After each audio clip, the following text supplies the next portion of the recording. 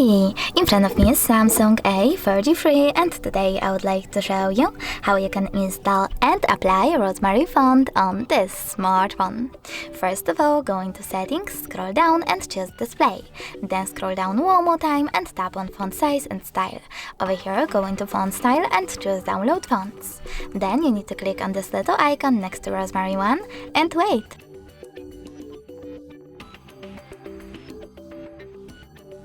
Now when I click on the back button, as you can see, my font style is over here.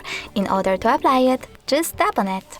Thanks so much for watching. If you enjoyed this video, leave a like, comment and definitely subscribe. Bye!